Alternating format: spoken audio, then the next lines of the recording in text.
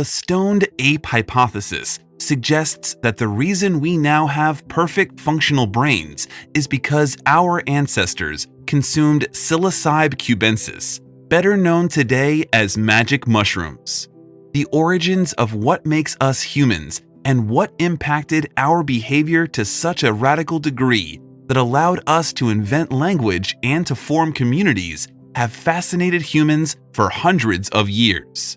The size of our ancestors' brain doubled in size within 200,000 years, which, from an evolutionary perspective, is just a blink of an eye. I guess the questions that captivated many people's attention is what really triggered this massive growth in consciousness within such a short period of time.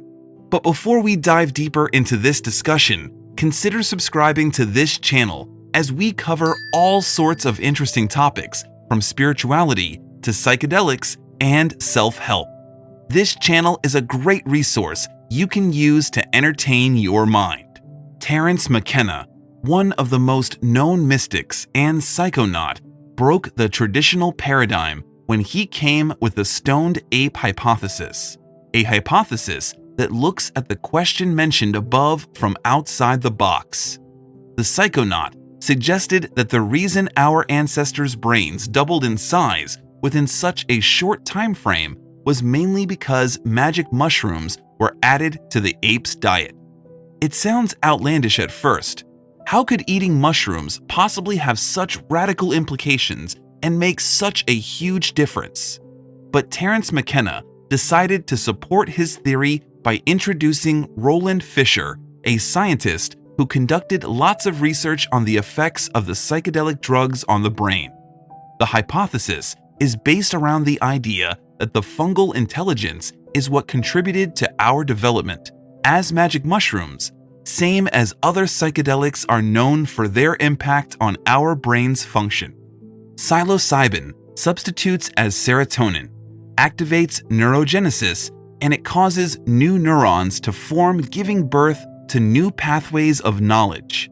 Thanks to these discoveries, Terence Mckenna linked the development of language to the use of shrooms, as different senses get paired together, such as vision, smell, taste, and sound.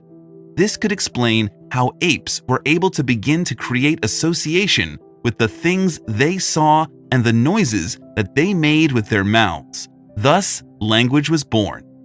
Another important element linked to the evolution of our consciousness and the use of psychedelics is the strengthening of community.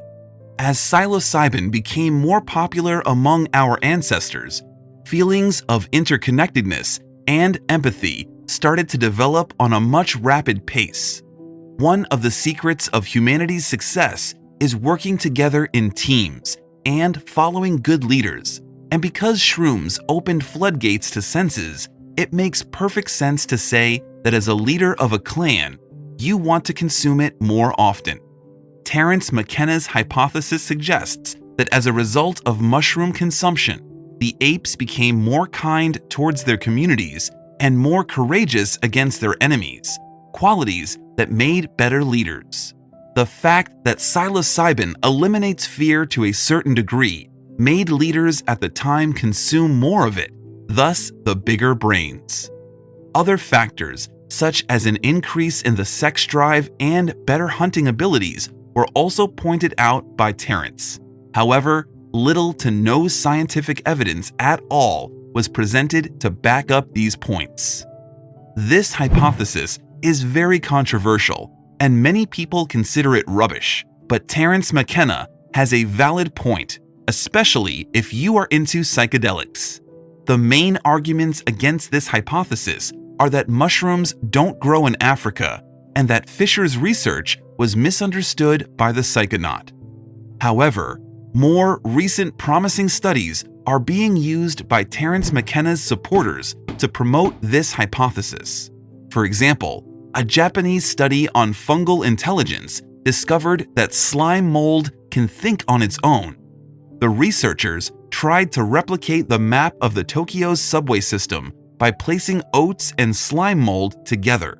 The oats were placed in the same exact spot as the stations would be in real life, and the mold right in the middle of the city.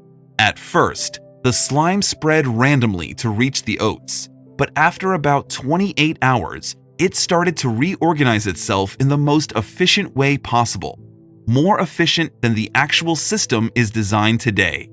So, this is the stoned ape hypothesis and what it stands for.